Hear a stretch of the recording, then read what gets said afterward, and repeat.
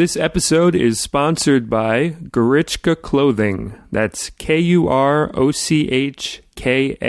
Gorichka. Gorichka Clothing makes t-shirts, tote bags, and other cool things inspired by Russian and Ukrainian culture. Pre-Putin, of course. They're also currently working on a cookbook that will be filled with Russian recipes, food-related history, literature, and beautiful illustrations. I'm looking at the shirts right now, and they're awesome. They've got one that's got all sorts of drawings of what goes into a borscht soup. You should definitely check it out. Go to gorochkaclothing.com. That's Kurochka clothing.com. Or check them out at Facebook. Facebook.com/Gorochka Gorochka. Gorichka? Hope I'm pronouncing that right. Anyway, these shirts are awesome. Sound like a great company. Check them out. Gorochka Clothing. Gorichka. Whatever it is. They're great. And now, the episode. Welcome to the Smug Film Podcast, the first episode. I am Cody Clark. With me is John D'Amico. Yo.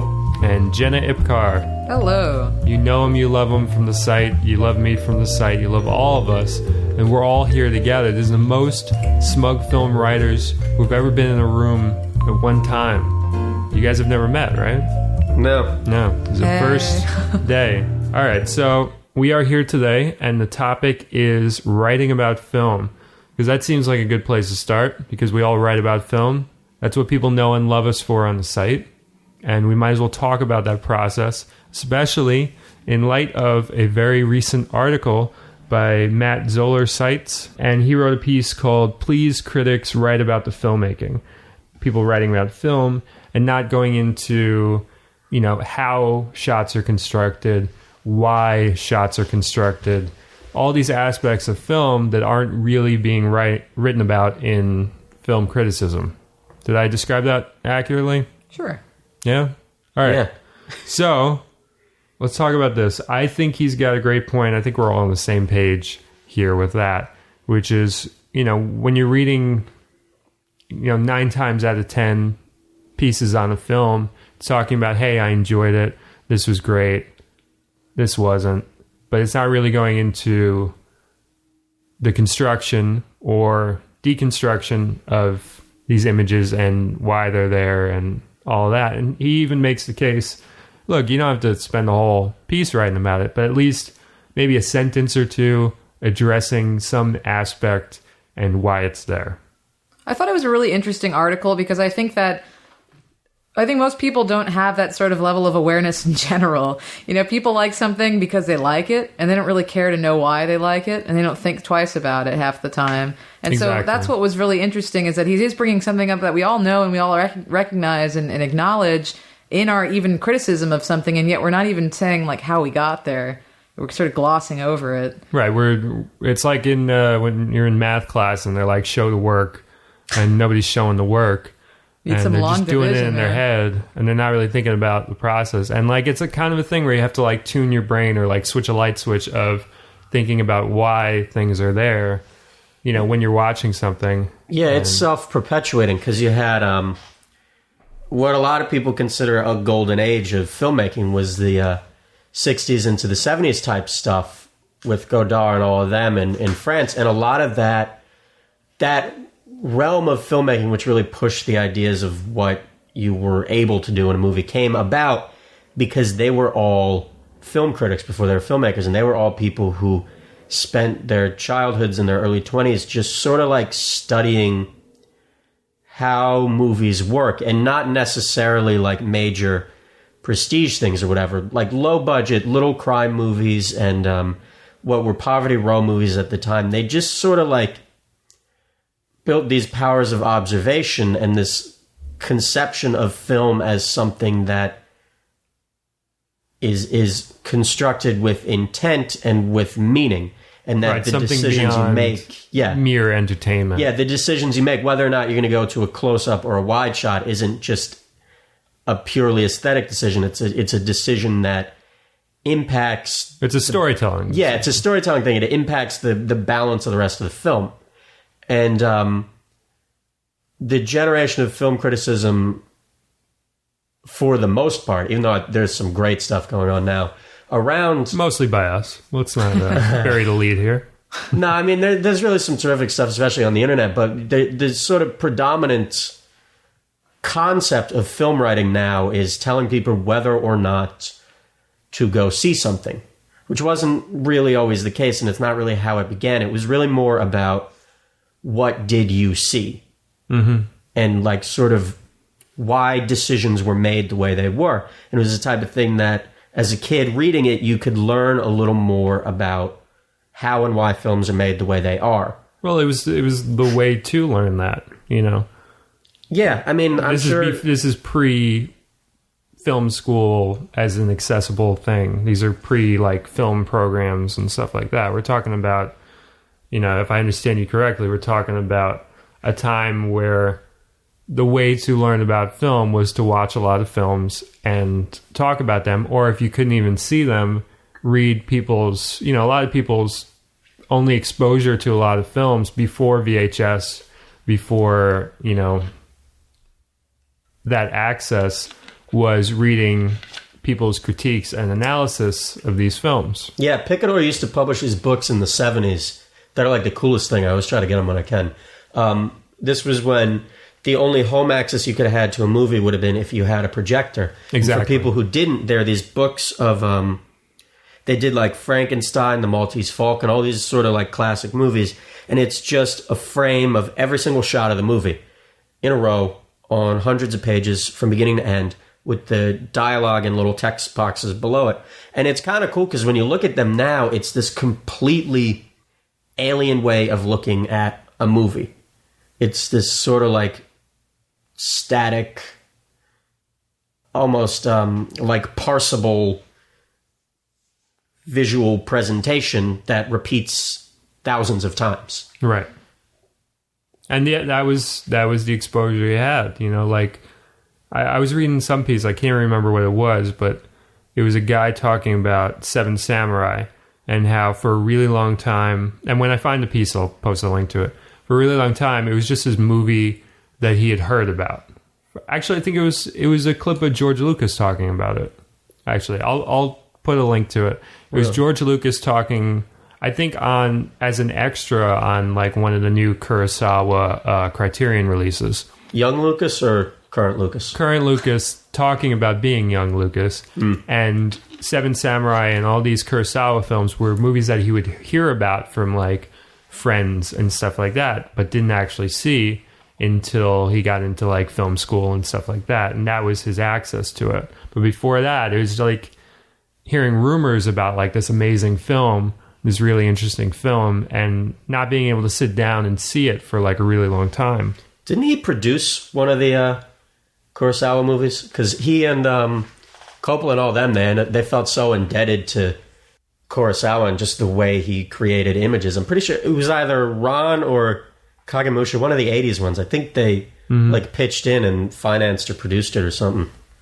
We'll have to look that up. Well, we have a computer here. Should I look it up now? Sure, look it up. All right, I'll look look into it. All right, Jenna. This, I was saying, it reminds me actually, you know, but here's the other part of this though, is that a lot of the reason to have shots a certain way is to be more intuitive, to have you not notice that you're watching a film and have you experience an emotion. So I think that it's maybe interesting that we do have to sort of pull back and then talk about it then. So, I mean, I think also about like really old Russian movies where you have people that would move in certain directions or things were shot, you know, like a circle was considered a weak shape, whereas angles were the power shape. And so you look at something like Strike and everyone's running in diagonals and everything's like, you know, built into a triangle essentially throughout this whole film. And like you have to talk about that in order to watch it, but you also can, you know, it's intuitive. You watch it and you see a sort of power, you know, there's never like a weak shot unless it's a circle. Well, the old Russian ones are interesting because they, the big problem in the early years of film criticism, there's a really good book about this called Film as Film by V.F. Perkins. But one of the big problems for sort of the first generation of film writers was exactly this. How do you talk about the construction of a film? And the Russian ones, part of the reason they're so esteemed now is that first generation of Russian films was... they were structured in a way that it's easy to discuss them. Like you look at something like in Potemkin, when there's the big riot, and then they keep cutting back to these stone lions, and it looks like the stone lions are waking up. And what it is it's sort of a series of shots composed like a sentence. It's saying something like, the Russian people were lions waking up. And it's a very clear, almost grammatical construction of a film. That was the beginning of film grammar, but as a deliberate sort of... It wasn't. It was sort of an offshoot, and it's something that doesn't exist anymore.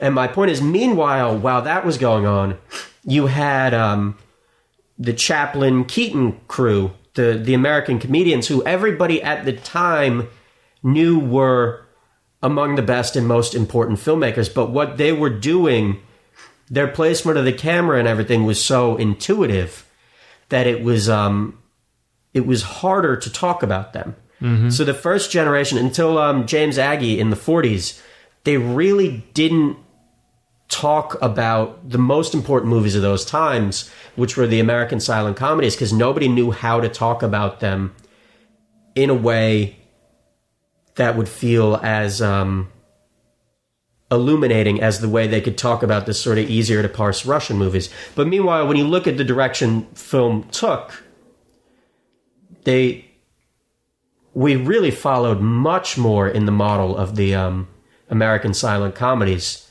where you don't construct sentences with your edits, you construct lines of action, and you construct rhythm. Certainly more fluid. I think a lot of those old Russian movies are really trying to imitate art. It's like paintings. Yeah. And then we sort of moved beyond, and almost maybe with American, maybe is what you're saying, is that it's more like a book. Turning a book into something that you can watch versus having a moving painting in front of you, or a mixture of both. The thing, by the way, was Kagemusha. That was the one where they were executive producers on, Lucas and Coppola. So that's the one. It was just the two of them? I couldn't remember if it was them and Spielberg or just the two of them. It was the two of them, and they were executive producers for the international version of it or something. If you look on YouTube, you can see a whiskey ad that they did with Kurosawa at the same time. Nice. While they're filming it. Like on we'll the site. Put a link to that on the site. Yeah. Oh, yeah. So one of the examples that he gives in the piece, just to talk about specifically for a moment, is he talks about 12 Years a Slave, which I haven't seen, but John's seen, and Jenna, you've seen. Yep. He talks about... Yeah, what did you think about it? You know what?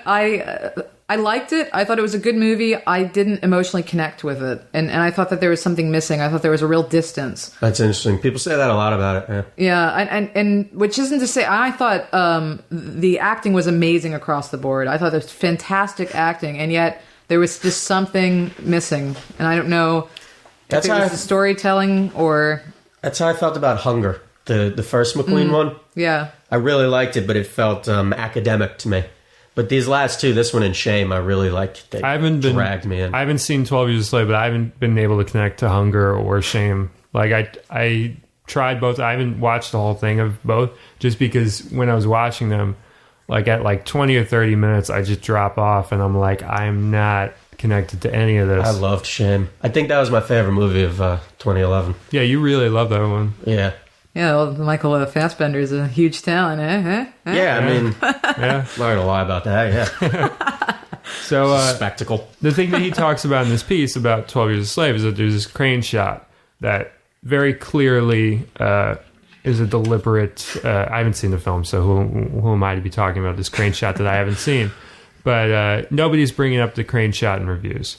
And nobody's talking about it. And why is that? Because it's this thing that everybody should be talking about with this film, or at least some people should be talking about or addressing once in a while, right? Well, I think to play devil's advocate a little bit, I wonder if the reason why is because it's a sort of obvious white shot. Devil's advocate. Right? It's it's this shot of him being as beaten up, and then the camera sort of just pans up and out, and you realize you're in DC, in the heart of America. Like, but it's more than that, and I guess less than that too, because it's a shot that pans up to the Capitol building still under construction, which is a really interesting historical quirk of that period that Lincoln used a lot too. The concept of an America that was still under construction, but it's less than that because it's not even, I think, the piece so much that nobody's talking about this crane shot because it's an easy target. Nobody's talking about any of the form of this film, or really many other films. It's not like you have these reviews where they skirt past the obvious visual coding in the film to talk about some, hidden undercurrents. It's just they Which is funny to me because I think it's so important, actually, in general. Not to be a devil's advocate now. I think that angel's advocate, whatever that is. I think about the article I wrote for a small website called Smug Film about. I've never heard of it. Where can we find that? I think it's like imdb.com or something. No, Smug Film, SMUG. SMUG. FILM.com. .com. All right. Google it on the Google. And what's the piece? My article about always finish the damn film. Right. And I think that it reminds me of that movie Shadows of Forgotten Ancestors, which is a Ukrainian movie, really fucking weird. And the thing about that movie was it's really visually fantastic, interesting, but it was shot that when I saw it, I left that theater angry, like so pissed. And I was like, because it was shot like a comedy to me. Just the way the camera sort of just like moves around. That shot reminded with the tree me, where you see the tree fall down in first person. just everything felt like it looked like a bad Terry Gilliam. Like it was like just everything was constantly moving and swaying, and it just reminded me of like cheesy 60s comedies, and yet nothing was funny in that film. Well, it's kind of interesting because that's sort of that's an example of looking at a film and history did a lot of the work for you in looking at that film. Because when it was made, I mean, it was really seeing what you could do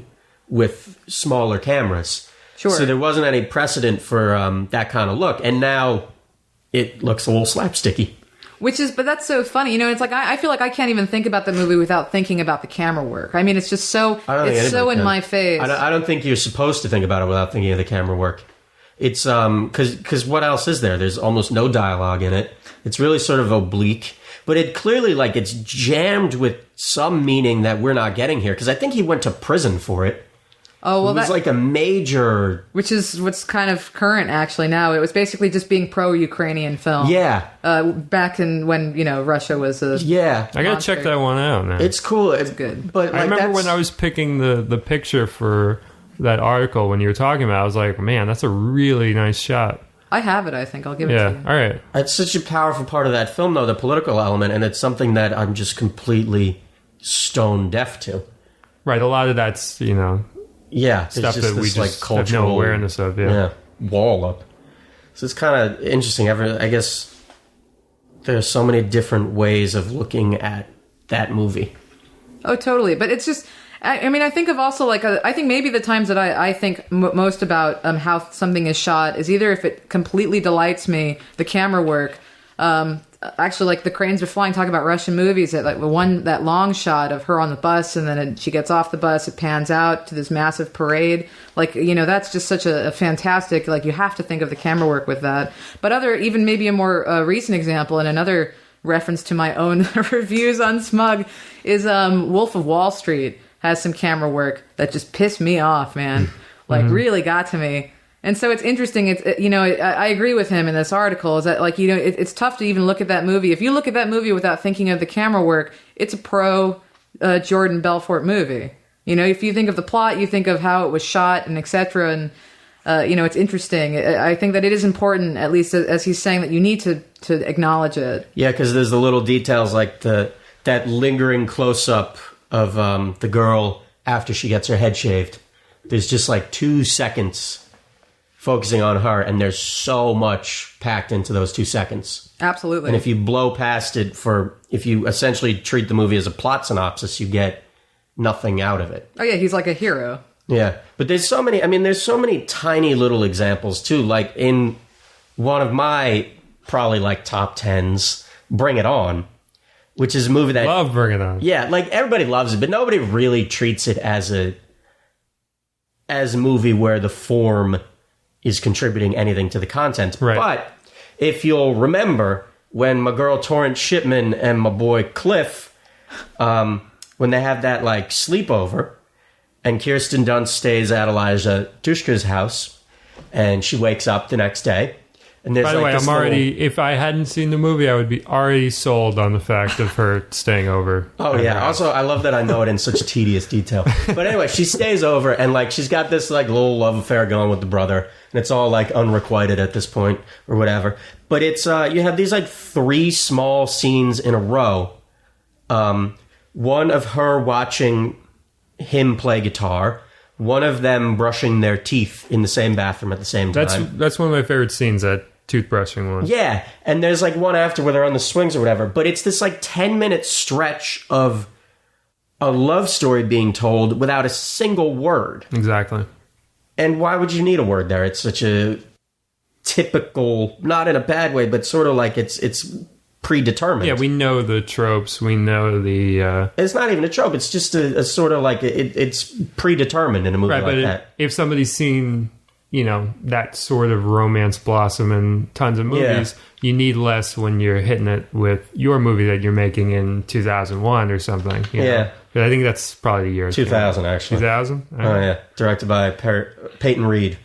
But yeah, no, it's just like this really impressive, tiny piece of powerfully, intelligently done filmmaking. That would carry over to any other genre. Yeah, like if you're like a film student or you're like a kid who wants to make movies, I mean, that's the kind of moment that you can learn how to make a movie from. That's a lesson. And you right don't there. need to go to, as much as I love it, like a 12 Years a Slave for it.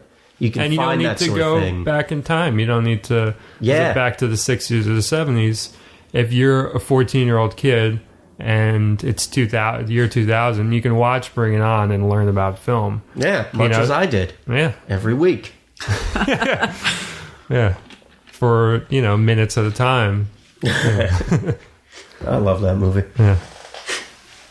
The other thing about this article, though, is he says that in the end, he says it's your duty to write about this. What do you guys think about that? I'm almost like a little on the fence. I wonder if I do think that there are movies where the message is just more important than how it's shot, which isn't to say that makes it a better movie. Particularly or a worse documentaries movie. would be a great example of that, where like sometimes the camera work is just whatever was available there, or it's just I talking don't agree heads with or that something. at all. I don't agree with that at all. Well, specific documentaries where like, I watched one maybe a month ago called Schooled, which is about you could have called it 4 Years a Slave essentially, because it's about college basketball and the indentured servitude of that, and the fact that these players make no money. They're essentially working full time. They don't really have a union. They don't have any representation.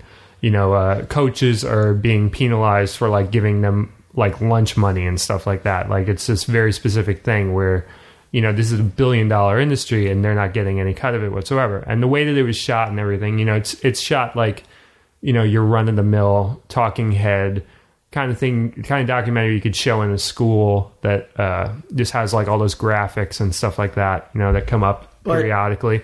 But when I'm watching it, I don't really care about how it's made. The message is so interesting to me that it's just an afterthought. But form isn't just whether you move the camera or don't move the camera. Form is that it's most important in a documentary because it's what you include when and why. Absolutely. I mean, there are The 50 editing of a million editorial documentary. decisions in every single document. I say all the time that every movie that has the least objective basis in whatever you want to call an objective reality is a documentary, and that's the way it should be. They're like the ultimate subjective recasting of life, and even if it's all shot with a security camera, I mean, if there's somebody packaging it in any way, that's part of the form and that's part of the message. And even if it's all very classic talking heads, head, shoulders, almost no cuts, straightforward, even Right, that the presentation in that, and of the itself editing is part that. of the message. Absolutely. Even that packaging, it's essentially like the film is wearing a suit. And that's as important, maybe more important than any other aspect of it, I think. That makes me think of like Dear Zachary, which is such a Yeah. depressing, painful movie that's going to make you cry, but it's because it's edited so well. It could have been News at 11. I felt I hated the editing of it. Really? I thought the story was absolutely fascinating. I couldn't stand the editing. I thought the editing was clunky but perfect, because there's essentially it felt like outsider art to me, where it was clunky because it was personal. Like in the middle, I don't want to give too much away because that's like, I mean, you really got to experience. That's a movie you don't want to talk about at all. You just want to tell people. Yeah. And that's a perfect example of a movie where sometimes talking about it in detail isn't really going to serve your audience of people who have either never heard of it, haven't watched it. You know, there's some. But why is some that of these necessarily movies, the audience of a critic? People who haven't seen or watched. Well, what I'm saying is there are these specific movies like Dear Zachary. You want to tell people just watch the movie. Yeah. Bring some Just tissues, sit down, watch the movie. watch it, and that's you can stretch that to 1,000 words, but essentially you don't really want to sit down and talk about the construction of it yet. You want it to be this organic experience. Yeah. And occasionally I will run into movies like that where I don't want to say many things about it. I don't know. When I'm writing a Smug There's a film piece or moment in the whatever. middle of that film where it's almost like the film itself starts to break down in agony. And it's like one of the most interesting editorial decisions I've ever seen. And it's killing me that I can't go into it in more detail here. But it's like everything stops in its tracks and like the film itself is just screaming. And it's just, the editing of that movie is so unlike the editing of almost any other movie of its kind, because it's practically a diary. Well, as you pointed out, the outsider artist quality, there's a homegrown instinctual to the editing that personally I didn't like, but I think it's definitely a movie worth seeing. Yeah. No, I agree. I think sometimes it really didn't work, and then when it did work, it was... Especially towards the beginning, it's hard to get into because of that editing aspect. It's funny though, because we all just sort of agreed that this was a movie that you can't really write about or talk about, and yet Absolutely. we've described such an emotional film completely in these understanding of editing, and I think that we really reviewed the film really well just now. You know what I mean? Right. Yeah. So it's like a sort of like it's like Well, then I guess the better thing to say is there are certain movies where it feels like you can't really talk about them, and then in not talking about them, you end up Even talking say more about about them. I think it's more like it's a movie that you don't want to talk about in the presence of somebody who hasn't seen it yet. Right. I mean, if That's really what it if comes this down were to. the Dear Zachary Appreciation Station podcast, we'd be breaking that sucker down minute by minute. Right. It'd be a very painful experience, but How about movies though that are just shot terribly? How about like movies that are just technically horrible, but yet have maybe are emotionally interesting or intriguing? I mean, is it like, or is it maybe intriguing because they're just so badly done? I'm trying to think of a great example of this. I mean, there's terrible documentaries out there that are still maybe worthwhile watching. Or even if you think about something like The Room, I suppose, but I feel like that's a cop-out example. Yeah, it's hard to find an example of a movie where if those other aspects are working, then the camera work and if it's not necessarily well done, doesn't end up tying into it and making it work in some small way. Right. It's hard to find an example. to be honest, though, I'm less interested in, and maybe this is just petulance on my part, the concept of, as a critic, arbitrating whether or not the decisions in a movie were good or bad in any objective matter. I think it's more important to look at a movie and look at it as its own internal organism, almost. With qualities its own that work, rules. qualities that don't. Like Manos, The Hands of Fate, is the editing of that movie is bananas. It just doesn't ascribe to any rules. But depending this is another aspect actually, depending on the conditions under which you watch it and the mood you're in, that kind of makes it work in this weird, like, hypnotic, unpredictable kind of way. You are still watching Manos, the Yeah, the fate. like there's this sort of Right, like the MST3K thing kind of steers you through the movie, whereas if you were to watch it without that steering of these jokes as a through line, you're going to notice the editing a lot more and the weird editing that you're talking about. If you're watching without that I feel like over. everybody who's seen that episode of that show owes it to themselves to sit down and watch the movie on its own. I would agree with that. Because it's a very weird, different experience. It's almost like sometimes I don't understand the criteria under which some of these movies get arbitrated as a good or a bad version of that. Like, I don't understand why Eraserhead is a good example of that transgressive, hypnotic, rule-breaky kind of thing, and then Manos is a bad example, even though it makes you feel pretty much the same when it's all done. Well, that's the hypocrisy of a lot of the art world, which has been, over time, there have been attempts to rectify that by acknowledging outsider art and specific examples. But I think when it comes to film, there's a quick, like with a film like Birdemic or whatever, there's the initial impulse is always, this is weird, so it's funny. Yeah. This is different, so it's funny. Yeah, it's almost a defense mechanism. Right. You run to the humor as your first method of making sense of what's going on. I would say, though, with Eraserhead versus Monos, I think that just the difference is not so much... I agree that, you feel the same way after watching both. I'm not saying there's not a difference, because Eraserhead is better. But you know what? Deliberate. It's the camera work in Eraserhead that makes it better. Yeah, I think lighting is that's beautiful. It. Honestly, I mean, the acting's better. And But of course, have you ever seen Manos in a way that wasn't cropped to VHS, fuzzy, and with little guys in the corner? Exactly. We haven't seen that new version of Manos that guy's working on, where he found the 35 millimeter of it, and I can't wait to see that. I can't wait to see it pristine. The thought of seeing Manos not as you pointed out, like a VHS like degradation kind of thing. We got to do a field trip to that if that comes out. Yeah, I don't know what the story. He wanted to raise money for like a Blu-ray. It's still ongoing. Right? It takes time. Yeah. Yeah. But the other danger I think of, and I thought MS23K was hysterical. I love that show. But I think the danger of that kind of thought process is it ends up homogenizing movies. Because if you have this film culture where if something is weird, it'll be at best ignored, at worst ridiculed for it.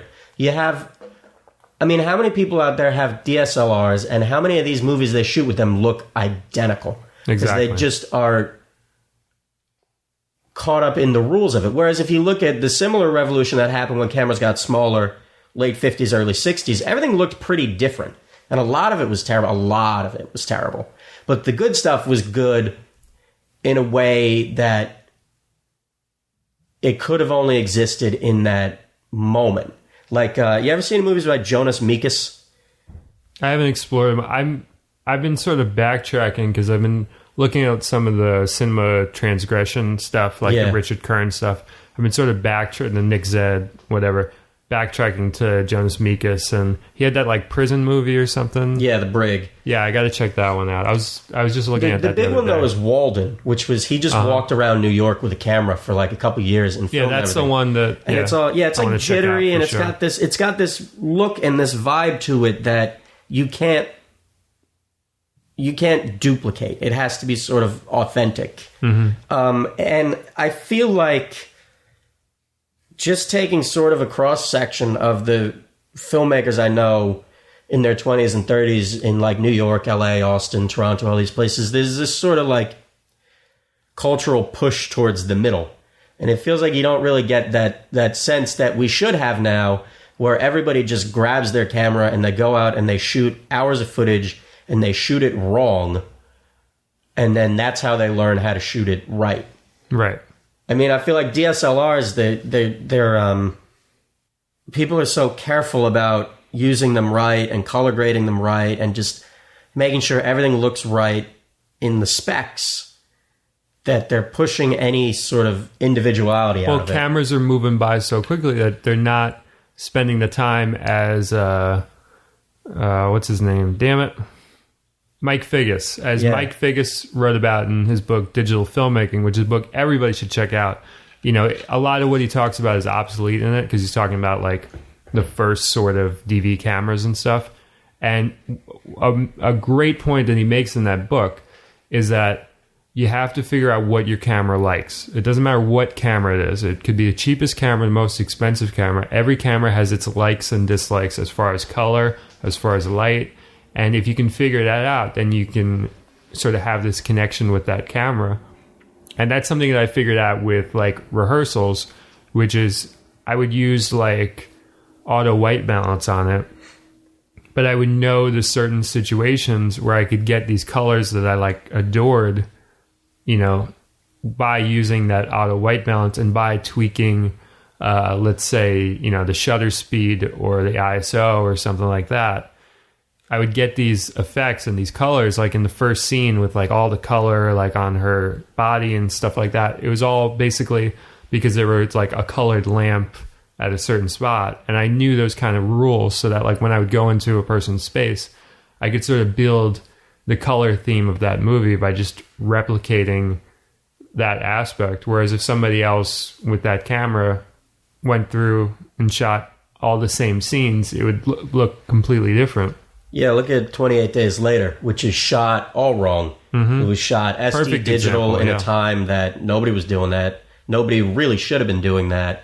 It goes to watercolor in one shot. I mean, it's just peculiar looking, but it would not have that palpable Last Days feel if it was shot any differently. And if that the rain film specifically blown up to 35 millimeter in theaters, one of the best theater experiences. Oh yeah, I remember that. It looks so good on 35 millimeter because you get like little details. Jenna? I actually didn't. I was afraid of it, but I've seen it. I mean, I've seen it since. I love that movie. That was the first movie in like a while. That was the first movie in like a while that people were really scared of. Yeah. People were really scared about that one. Which is honestly, it's a bummer. And I realize that now because I think that movie is just a great film. And it's not even so much a horror movie. It's just a great beautiful. Movie. Yeah, absolutely. It's like The Exorcist. It really works as a horror movie and then also as just this sort of long-form tragedy. Well, the parts of Exorcist that work for me the most... Medical tests. Oh, my God. There you go. All the brain stuff, all the her on the table stuff. That's the part of the film that I connect with. I don't connect with any of the other stuff that's like the iconic stuff about that movie. It just doesn't work for me. But those parts, I'm like... Yeah, when she's getting the spinal tap and all that. Exactly. Yeah. And even the way that it starts with like the shots of like the sun and stuff like that. There's something about those shots that really key me into the movie. Whereas if it started out in the house with stuff already sort of cooking with that, I really wouldn't have had that same connection. It's like all the stuff that's away from the story with The Exorcist. That's all my favorite stuff of The Exorcist. When they're at the doctor's office, when he's, he finds like the little thing like in the desert and stuff like that. Those are my favorite moments of that movie. Yeah, and The Exorcist is a good example of that whole concept of shooting wrong, which Friedkin does that a lot, and it's why I think he's consistently one of the most interesting filmmakers out there. He... Like, there are scenes in that movie, particularly Karras's apartment and all that stuff, that are just almost incomprehensibly dark. And there's so much grain on them. And nobody would shoot that now. And then you have these other moments, like when they're in the desert, that are the exact opposite. They're just like awash in light. And there's just sort of like a dynamism to the range of and quality of light in that movie that I feel like... in the past maybe 15 years or so is sort of crushed to the middle. Although maybe it's getting better because nothing is worse than the 80s. Sure. I love a lot of the playing around with ISO that would go on in the 70s especially, which I wish people would do more with their cameras now, but everybody's like, all right, keep it to the lowest possible. Yeah, you don't want any... at 100. Exactly. And that's the worst thing because it just... When you bump up the ISO, let's say you're shooting in a low light scenario and you want the exposure to be enough that you can tell what's going on, you bump up the ISO and that's bumping it up digitally in the camera. So you gain noise on the image, but you gain the proper exposure and color that you're looking for when you're shooting in a low light scenario, or sometimes even middle light. You can bump it up if you need to. But the point is, instead of overlighting something and shooting at a low ISO and sort of trying to recreate that low light experience with your shots Day and for your night. scene, right? Then when you're shooting with a high ISO, you don't have to worry about that. You're grabbing what you're seeing, you're constructing the light that you like, then you're just bumping up the ISO, and that light and that color that you wanted is still there, but there's a little bit more noise on the image, and that's the trade-off. And any noise on the image is considered wrong per se, by the essentially the film, the digital video community that's like reviewing Techies. all the techies. Essentially, that's wrong because you shouldn't be using it like that, because that looks quote unquote amateurish. But if you're using it in a situation where it works, then who the fuck cares, Like I just use whatever I need to use for the scene. If I need to go up to 3200, I'll do that because, you get the shot and you get the colors and it looks the way it needs to look. I don't care about the fucking noise because other scenes all be at 100 and you get a sort of breather. But people, like when they're approaching like maybe the Blackmagic or the GH2 or any of these cameras, they're playing by the rules of keep the ISO as low as possible, keep the shutter speed at this specific amount, and they're not venturing into, these possibilities with these cameras that they'll never realize, because by the time some other new camera comes out, they'll be onto that camera and they'll be doing the exact same things, but on that camera, Right, and it's sort of a physical version of what we were talking about with what's going on in film criticism, where things are either right or wrong. A low ISO is right and a high is wrong. They're not. Absolutely They're not. Yeah. expressing two different things. They're two different ways of making a visual sentence. I think high ISO, it always looks hot to me. Like if you're shooting something hot, I feel like that grain and it helps. especially in horror. Like I'll watch a horror movie with a high ISO and be completely in it. Like that kind of it takes on this like feeling that you're actually there, that you will lose if you watch these like big budget horror movies that come out and there's no grain whatsoever, essentially. And if there is Paranormal grain, Activity 3, which pretended to be shot. I liked it a lot, but it was acting like it was shot on VHS and it's widescreen right, HD. a movie like Paranormal Activity would benefit greatly from high ISO The first in certain one? instances. They rock it. The first one's, I think it's gorgeous. Right. But the third one, they really, they started to homogenize the look a lot. Is there something maybe to be said, though, for movies that go out of their way to look amateurish? I mean, versus... Like what? well, I mean, like... I feel like there's almost an insincerity... Yeah, well, mumblecore maybe. Sure. That's With good a lot example. of the mumblecore stuff, they're treating the camera like it, weighs as much as like a penny or something. They're like, zooming in with shots and holding it with like one hand and stuff. There's a lot of that quality where they are probably treating it more amateurish than they should. There's this movie that I watched like a day ago called New Low, and I watched it because I've been part of this interview with a friend of mine, conducted by a friend of mine, where she put me with this guy Adam Bowers, who directed this movie New Low that was in Sundance in like 2010, and he shot it pretty SD. He used, I forget what camera he used at the time, but it wasn't like a great camera. But he got good lenses and he shot it in a way that feels so deliberate. He used a lot of, tripods. He did some tracking shots. He treated the camera like it was an expensive camera. Like he treated it like he had like a big budget camera and a lot of budget for that. And it's a small tale, like it's a sort of romantic comedy, Woody Allen template kind of thing, the kind of mumblecore-ish vibe, but he's not treating it in that shaky mumblecore way. He's treating it like an actual movie, and you're watching it and you're looking at this SD stuff, but because, the shots feel so deliberate, you go along with the entire like standard def look of it, and it just feels like, oh, this is all deliberate. I can be on board with this, rather than like if he got like in his head about it and he was like, man, I have this crappy camera, fuck everything, and just like had like his friend like hold the camera and like zoom in with shots and like be all shaky with it and not really care about the audio and stuff. Like this thing with that movie is like the audio is very good, all that stuff. Like he really rose to the occasion with it, and you go on board with it. Like with 28 Days Later, the audio is incredible in that movie. The shots are amazing. I feel like that's really what makes most movies be amateur versus professional. Exactly. It has less to do with the camera work and more to do with the audio. If the audio is shit, absolutely. then the movie, I mean, could be any movie. It could be shot beautifully on like get some like Alexa with terrible audio. Yeah. Yeah, definitely. Because bad audio is physically painful. Yeah. It makes it just terrible experience. You know, you can't get into it. That's one of those things, though. I wish more filmmakers would start embracing that fact and trying to make quieter movies.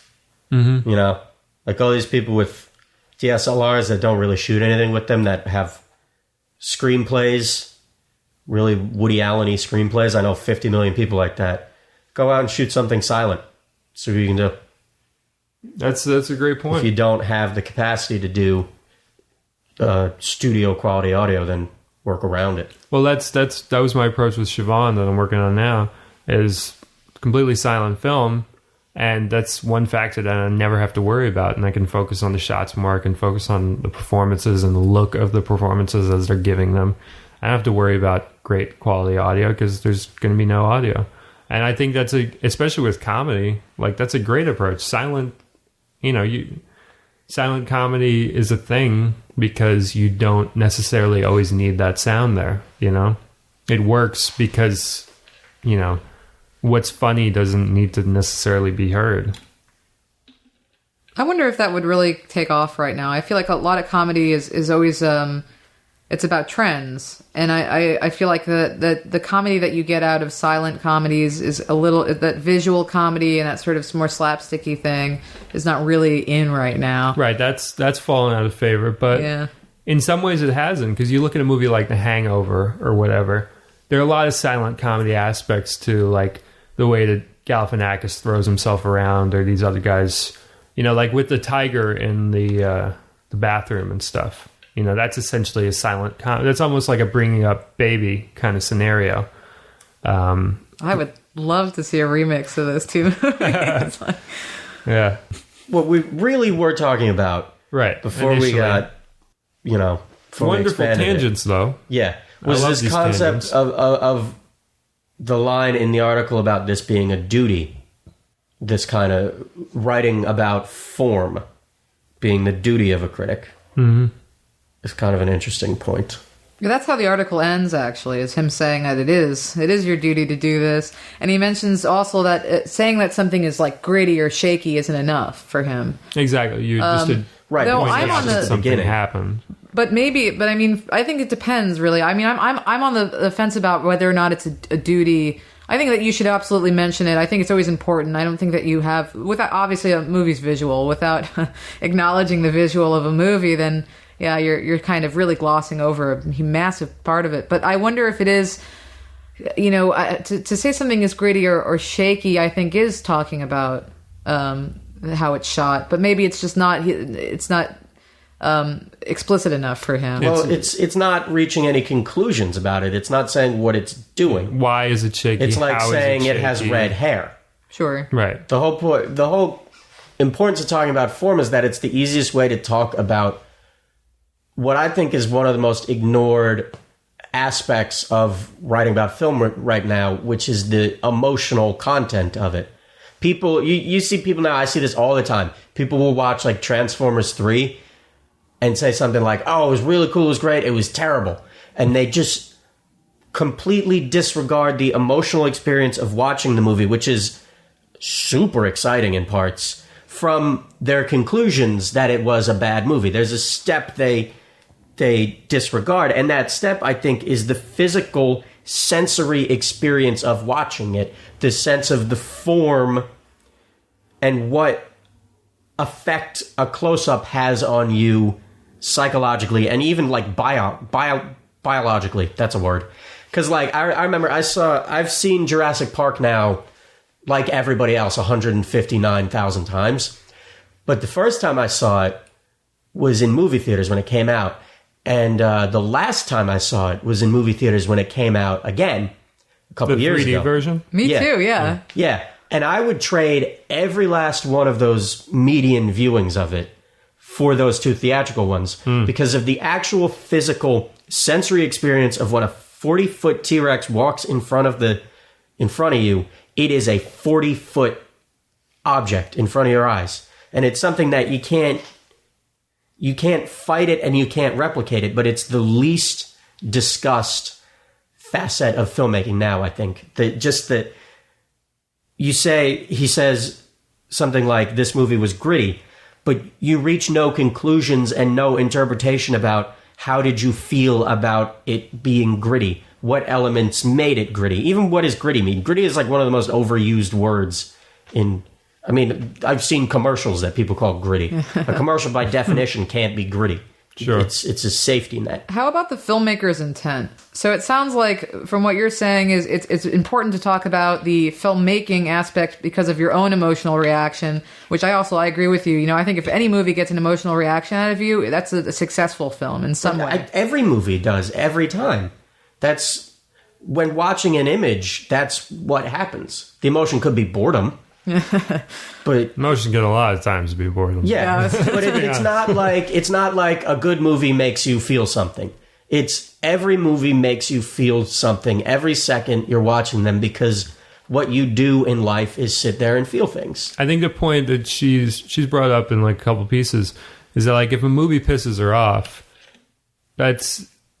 she has to acknowledge that in a positive way when Yeah, I mean, anything that gets a real strong visceral reaction. I mean, whether it's love, hate, anger, yeah, the easy further thing anger. to do is this movie pleases me and therefore it's good.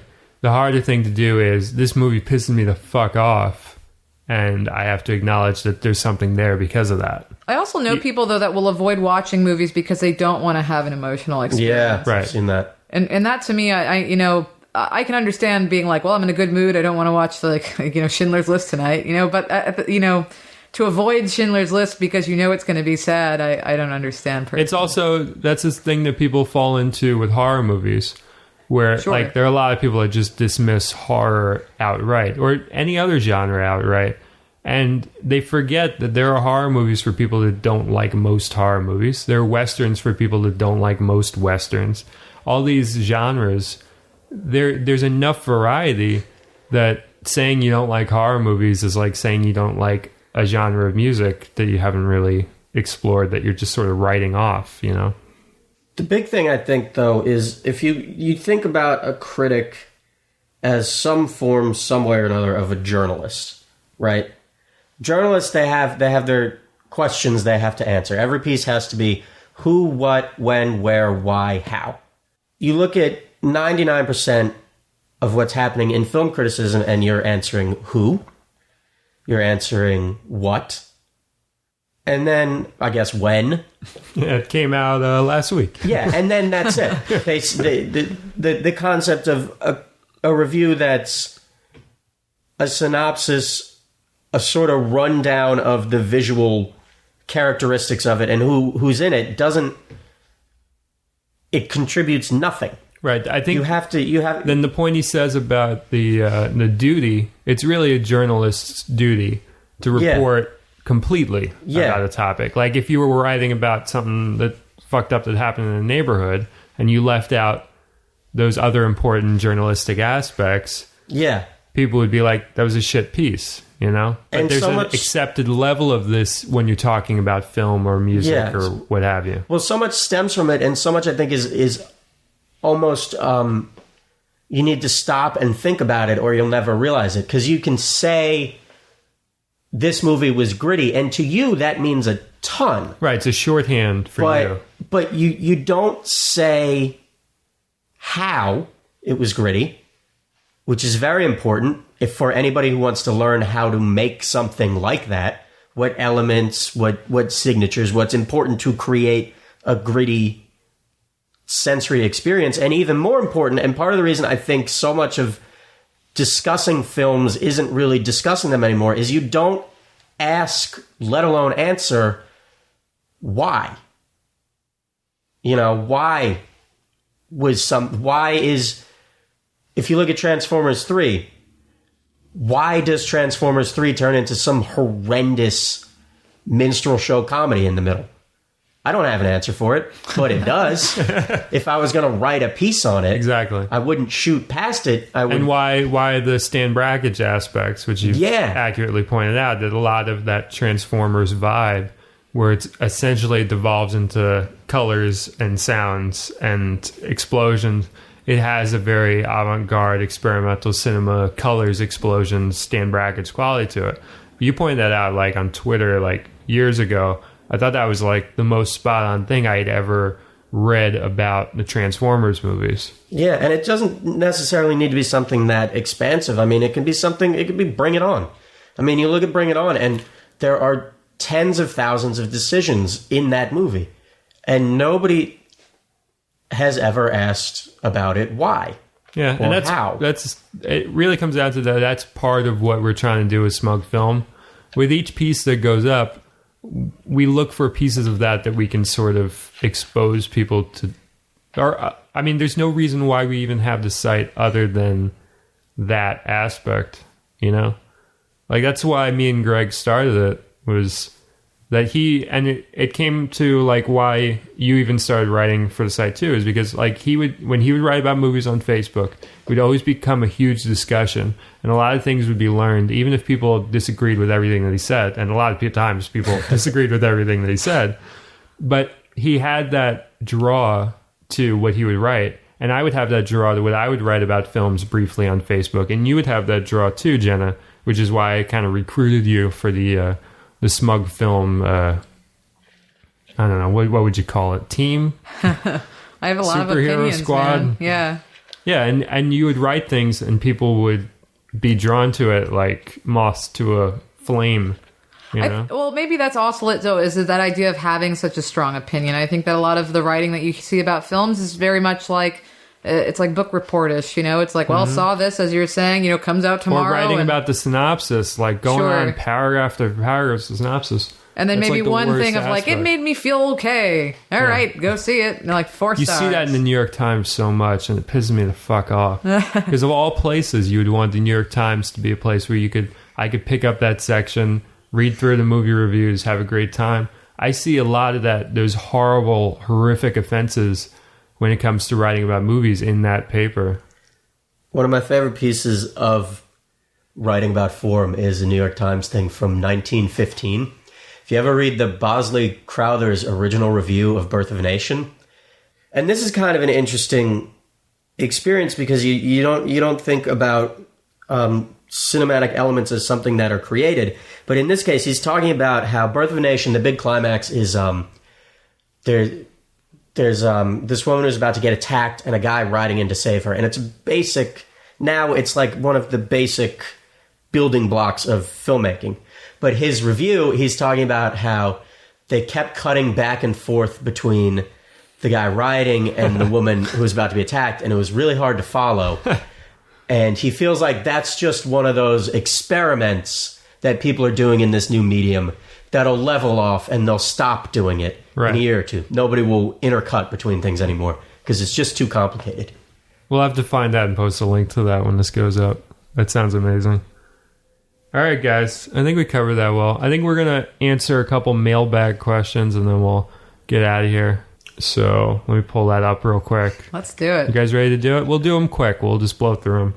All right. Christina asks, am I a douchebag for being obsessed with Tarkovsky? I love Tarkovsky. I vote no. Okay. How about you, John? Yeah, I love Tarkovsky. All right. I'm going to be the odd man out here. I can't get into it. Can't do it. I've tried Stalker more times than I've tried most movies. Can't get into it. Can't get into Solaris. I can't do it. What I like about him is he really had no interest in American culture or film or art at all, or really any kind of Western stuff. So his movies are kind of cool because they're just completely disconnected from the major filmmaking elements of the time. They're like the only movies that you can really find that like are like untouched by Hitchcock. You know, they're sort of like virgin territory. You should see Yvonne's Childhood. That's my favorite Tarkovsky. All right, maybe yeah, that's a great one. It's All a right, I'll check gorgeous- that That's one my out. favorite too. It's just That'll gorgeous. be the one that I just commit to. It's I'll report back maybe on here, and I'll. Plus, it's like an hour and a half. yeah, it's not There you go. it's not as long. I mean, because Tarkovsky is it can be painful, but I like it. I like the pain. Yeah, and even like I think Harry, one of the guys who writes for the site, Harry Brewis, he even pointed out to me that Stalker and my movie Shredder had like these weird connections that I obviously didn't know because I haven't seen Stalker really. So I have to watch that one because of that, because he insists that there are these weird things that link up to them. That one's on YouTube. Mosfilm they've been like Yes. digitizing their archive. Nice. So you can watch that for free legal on YouTube. Sweet. I And we'll love put a link to Mosfilm. that too for people. All right, so let's move on to the next. I don't think she's a douchebag for being obsessed with Tarkovsky. In conclusion, you're a douche. Yeah. Even if I don't like Tarkovsky, I don't think she's a douchebag. It's not one of those douchebag filmmakers for me. Larry Clark, I would say you're a douchebag for liking him. But Tarkovsky, no. All right, next question. This is from Alex Hyatt, one of our fellow Smug Film guys. He says, why hasn't anyone from Smug Film but me seen Frozen yet? I want to. I never did. I kind of want to, too. I liked his take on it. I wanted to see what's going on, but I don't want to go to the theater and see it, really. Everyone's obsessed with it, actually. It's funny. And I always liked Disney. I'm a fan of Disney. I try to go see their movies. Honestly, truthfully, the reason I haven't seen it is that I don't like CGI. I don't like CGI animation, and that's not to say that there aren't really great movies that are that way, but that's what made me not go see it. If it had been like traditionally animated movie, absolutely would have seen it. in That theaters. movie was like a slow burn. It's taken on like a huge life that it didn't have when it initially came out. Yeah. Like it was kind of dead for a while, and then like people started getting obsessed with the song, which I can't fucking stand. And then they started exploring like there's some like gender aspects of the movie that are really interesting, and like sexuality stuff apparently. Which I hear mixed. People either say that's dead on or it's like way overreaching. Exactly. But everybody's talking about that movie. Do you have any impulse to see it, John? That's the one with the little fucking snowman guy. And Yep. Yeah, that ain't for me. I'm not doing that. I got burnt out on all that what do you shit got against after snowmen? Toy Story 3. What do you got That against was like Snowman? a velvet painting of Elvis, that movie. It was the most cloying What about that goddamn movie shit. Jack Frost with the snowman? Oh, well, Michael Keaton's in that, Yeah. so yeah, I'll see that all day. See, that's your missing link. That connects Snowman Guy and Michael Yeah. Keaton. No, I'm off those cartoons for adults, for kids. No, things. I hear can't. you on that. I'm not- I ain't hated for me. Toy Story 3. Yeah. Could not stand that one. Did you I like avoided that one? it. I liked Toy Story. Toy Story 2 I didn't care for, and then everyone was also going so nuts, and I was like, you know what? I just don't care. 3 is Is this awful. the only room of 3 people in the world where none of them liked Toy Story 3? I probably. Is this it? This is the real committee This meeting? is this is a singularity. This is like a wormhole event in history where if we probably run around this room really quickly, we'll probably The podcast will explode. we'll shoot through time to some other place in the galaxy. Next question. All right, let me skip around here. All right, this one's from Scott. He asks, if movies were ice cream flavors, what would the works of Akira Kurosawa, John Cassavetes, and David Cronenberg taste like? This is kind of like a synesthesia kind of question, right? Let's start with Kurosawa. What would his ice cream taste like? Well, he's a lot of guys on horsebacks, bumping up and down, running real fast. Rocky Road. There's a lot of just sort of like rocky dirt roads. I like where you and went with that. I can't come up with a kinetic. better one for that one. That was That's it, right? All right, I'm Damn. out. I'm out. Fuck Damn. that. That was shit. All right, so John Cassavetes. It's got to be like a rum raisin, or it has to be some alcohol. Yeah, a little maybe bit of booze. alcohol poured on top of ice cream or something, right? Some quality like that. I like that. Yeah? I think you also kind of nailed it. Yeah. Yeah. Well, like, what would be like? Are there any other ones besides like rum raisin, like ice cream flavors that are alcohol based? You could find them. You know what else, though? Everybody in Cassavetes movies are kind of like wrinkly, like raisins. Rum raisin. Damn, we got it. Okay. I don't care if he even liked rum. That's the one. All right, Jenny, you got this Cronenberg. one. Cronenberg. I just want to say black sesame ice cream. Just because of the look. Yeah. The look and the feel, that gritty black ice cream, but it goes down smoothly, but it kind of turns you off at the same time. I like that. I was gonna go pistachio. Just for like the green color. So that would have worked And like too. the taste that's like implaceable, but it's kind of desirable kind of Yeah. thing. That would be my choice for that. But I like the black sesame one. How about you? Any ideas for Cronenberg? No, I think that's good. That's a good Sesame, one, right? Unpredictable, putrefying. This is one of those questions I didn't think we would nail, but I think we fucking thoroughly nailed this one. High five, everyone. High five. All right, and I think that's a good place to close. Thank you guys for listening to the very first Smug Film podcast. I hope you come back next week or 2 weeks or whenever we do this again. I think we did good, right? Yay. Thanks for listening. It was enjoyable, right? Yeah. Yeah, thanks, people. Commitment. Yeah, that's really going to keep them coming back. All right. People, whoever you are. Any last words, Love you. guys? John, give me one sentence that is a last word. Watch Jaws. All right. Watch Jaws. How about Jenna? What do you want to leave them with? Give them a sentence. You just like froze me with Watch Jaws. Now I'm just thinking of Jurassic Park. Go watch Jurassic Park. All right. What do I want people to watch? Is it going to be Spielberg? No. You know what? It will be Spielberg. Watch Empire of the Sun. I love that movie. I think that's Nice. a very underrated movie. Like, that falls into, like, the minor work category for him, and it shouldn't, because it's a really good movie. You got Ben Stiller in it out of nowhere. You got your young Christian Bale, who fucking nails it. You got a lot of good stuff in that movie. It's a good movie, and the Blu-ray of it's gorgeous. So check that one out. Empire of the Sun. All right, that's it for Smug Film Podcast Episode 1. Thank you all for listening, and see you soon.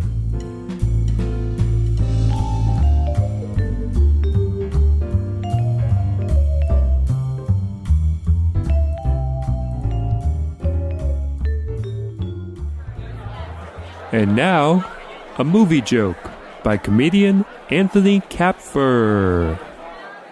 I'm writing a screenplay. It's a sci-fi sports film. It's about a bunch of sea monsters that start an underwater baseball league. I call it 20,000 Leagues of Their Own. This has been a movie joke by comedian Anthony Kapfer. Visit him at anthonykapfer.com. Kapfer.